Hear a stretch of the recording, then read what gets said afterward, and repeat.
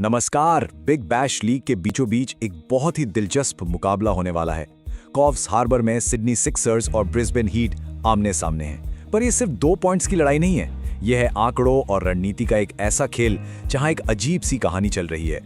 कागज पर जो टीम कमजोर दिख रही है वो असल में मजबूत टीम पर भारी पड़ रही है। तो सीधे मुद्दे पर आते हैं। आज का सबसे बड़ा सवाल ये है, आखिर कैसे एक टीम जिसके बड़े बड़े स्टार खिलाड़ी मौजूद नहीं हैं, वो एक कागजी पावर हाउस टीम से बेहतर प्रदर्शन कर रही है। यही वो पहेली है जो इस मैच को इतना रोमांचक बना देती है। देखिए, विरोधाभास साफ है। एक तरफ हैं सिडनी सिक्सर्स जो लीग के फाइनल में लगभग हर साल पहुंचते हैं, लेकिन इस सीजन में 6ठे नंबर पर अटके हुए हैं। और दूसरी तरफ हैं ब्रिस्बेन हीट जो अपने सबसे अहम खिलाड़ियों के बिना भी चौथे नंबर पर बैठी है। यही वो चीज है जो इस मैच की पूरी कहानी को तय करती है। तो इस मुकाबले का नतीजा तय करने में जो पहला और सबसे बड़ा फैक्टर है वो है मैदान। ये मैच कॉव्स हार्बर के इंटरनेशनल स्टेडियम में हो रहा है और भाई ये कोई आम मैदान नहीं है। इसकी अपनी एक अलग पहचान है जो खेल का रुख किसी भी पल बदल सकती है। इस मैदान की पिच के 2 अलग अलग चेहरे हैं। अगर मौसम साफ है तो ये एक बेल्टर है, मतलब गेंद बल्ले पर बहुत अच्छी तरह से आएगी, बड़े स्कोर बनेंगे। लेकिन अगर हवा में थोड़ी भी नमी हुई तो यही पिच स्टिकी या चिपचिपी हो जाती है और फिर कटर और धीमी गेंदें कहर बरपाती हैं और स्पिनर्स को तो जबरदस्त मदद मिलती है। और यहाँ के आंकड़े तो एक ही कहानी सुनाते हैं, टॉस जीतो और गेंदबाजी चुनो। इस मैदान पर लक्ष्य का पीछा करने वाली टीमों का पलड़ा हमेशा भारी रहा है। इसका मतलब साफ है, जैसे ही टॉस का सिक्का उछलेगा, मैच की रणनीति का एक बड़ा हिस्सा वहीं तय हो जाएगा। और इस सब के बीच मौसम एक वाइल्ड कार्ड की तरह एंट्री ले रहा है। अनुमान है कि गरज के साथ बारिश हो सकती है और जैसे ही बारिश आती है, खेल में डकवर्थ लुईस टर्न नियम आ जाता है। इससे अक्सर बाद में बल्लेबाजी करने वाली टीम को एक छोटा टारगेट मिलता है, जो कि एक बहुत बड़ा फायदा साबित होता है। चलिए अब जरा दोनों टीमों की ताकत और कमजोरियों को गहराई से देखते हैं। ये वो आंकड़ों की लड़ाई है जो मैदान पर असली लड़ाई की रूपरेखा तैयार करेगी। मैच का सबसे बड़ा फर्क आपको डेथ ओवर्स में देखने को मिलेगा। आखिरी 16 से 20 ओवरों में जहां सिक्सर्स 9 से भी कम रन प्रति ओवर देते हैं, वहीं हीट लगभग 11 रन प्रति ओवर लुटा रही है। ये जो लगभग 2 रन का अंतर है ना, ये मामूली नहीं है। T20 में यही हार और जीत तय करता है। हीट की इस कमजोरी को हम एक नाम दे सकते हैं, द वॉइड, यानी एक खालीपन। और ये खालीपन आया है उनके स्टार गेंदबाज शाहीन शाह अफरीदी के बाहर होने से। उनके बिना हीट के पास आखिरी ओवरों में रन रोकने वाला कोई स्पेशलिस्ट गेंदबाज है ही नहीं। तो सवाल यह है कि हीट अपनी गेंदबाजी की इस भारी कमजोरी की भरपाई कर कैसे रही है? जवाब है उनकी विस्फोटक बल्लेबाजी। मैट रेनशॉ 443 रनों के साथ टूर्नामेंट में सबसे आगे चल रहे हैं, जबकि सिक्सर्स के टॉप स्कोरर जोश फिलिप के 196 रन हैं।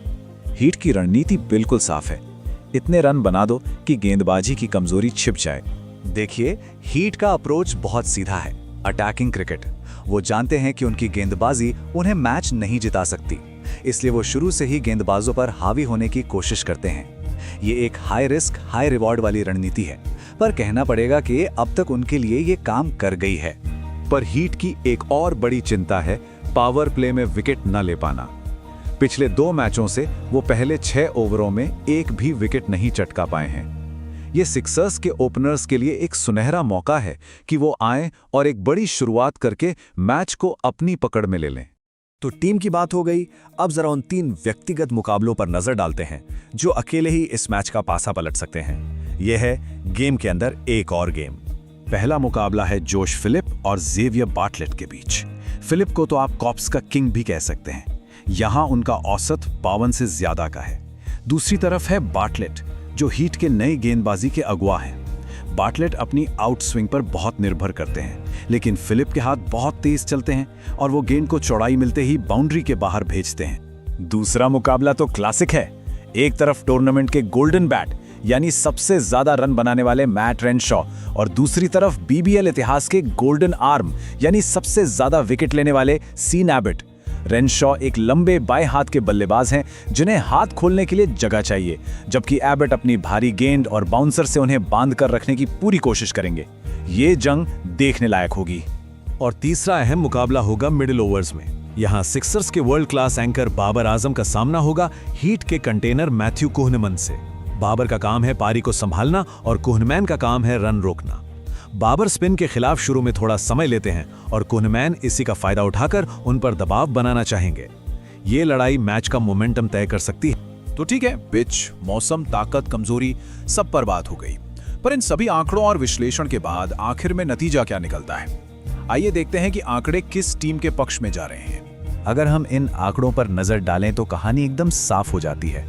हाँ, हीट भले ही पॉइंट्स टेबल में ऊपर हैं, उनके पास टूर्नामेंट का टॉप रन स्कोरर भी है, लेकिन जो चीज मैच जिताती है यानी गेंदबाजी के आंकड़े, चाहे वो पावर प्ले हो या डेथ ओवर्स, वहां सिक्सर्स का पलड़ा साफ तौर पर भारी है।